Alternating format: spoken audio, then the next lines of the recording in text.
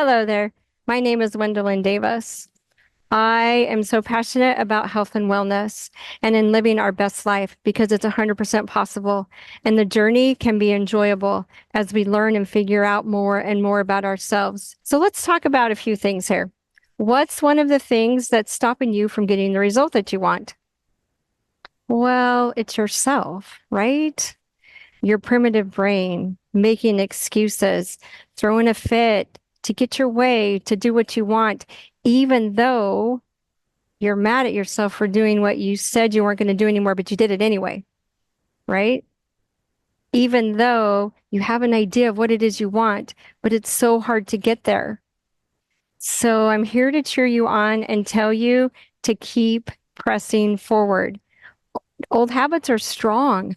Our neurological pathways, how many years have you been doing that same thing over and over again? So just having that awareness that you want that change and that you want a new habit, remember you have a choice, right? Always. There's always two roads. So getting that vision of what it is you really want and what can you do each day in order to get there one step at a time, right? We have this big, huge goal, but it's breaking it down into what can I do today to become the version of me that I want. So let's talk about cravings and processing our emotions. So most of us are eating to feel better. We're not wanting to solve problems. We're coming home stressed, and it's like, who cares what I should be eating? I'm going to eat whatever it is I want to eat. Or we're mindlessly eating, but we're eating when we're bored, lonely, angry, stressed, or tired, looking for that blast of dopamine so that we can feel better. But you know it doesn't last, right? You usually end up feeling worse after. So it's just that awareness of what you're doing that no longer serves you, that you want to be done with, right? Get your power back, where food is serving its purpose to fuel our body and give us what we need for the health and strength that we desire. So back to processing your emotions. When you are frustrated, when you are angry, when you are stressed, breathe. Deep breathing is free. It doesn't take long. It's just that awareness ahead of time. It's practicing, okay, when this happens, this is what I'm going to do. And I watched my daughter do that with their 4-year-old. She's teaching him ahead of time. When he is so frustrated, she's teaching him appropriate ways to let that frustration out. She's not saying, get over it. She's saying, if you're frustrated, if you throw that, there will be a consequence and you will break it and you won't have that anymore. Or if you hit me, this is what's going to happen. So she's teaching him ahead of time. So then when his primitive brain is throwing a fit, because that's what primitive brains do, and that's what 4-year-olds do, and 3-year-olds, and however old we are, right? We throw fits. So I want you to think of this like a toddler throwing a fit. Okay. If she were to give in to him every time he throws a fit, what does that do? That creates more fits to get what you want. So knowing ahead of time when you're throwing a fit, this is how we get the emotions out.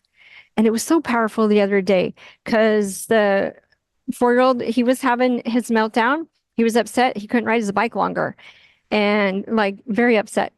And so it was just like, okay, to get your frustrations out, you can go yell in your pillow. You can go hit your pillow. You can go, and she rattled off the list of things that he could do. And he chose what it was he was going to do to release his frustrations. And if you were to ask him, Max, what do you do when you get mad? What do you do when you get frustrated?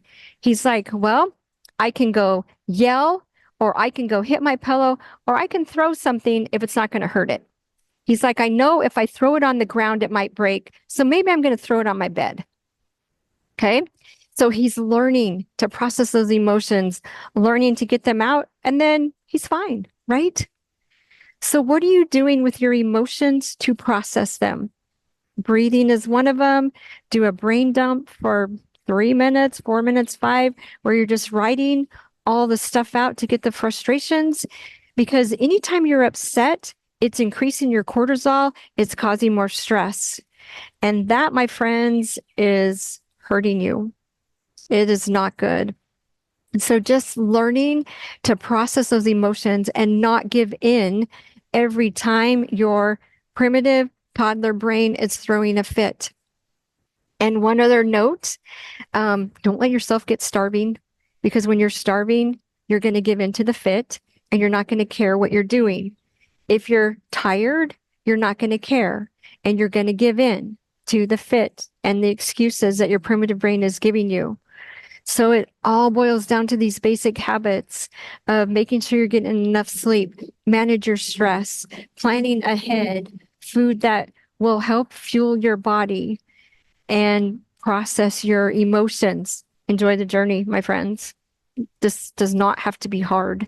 To keep figuring you out, to notice your pattern, notice what doesn't work, and keep planning and keep trying.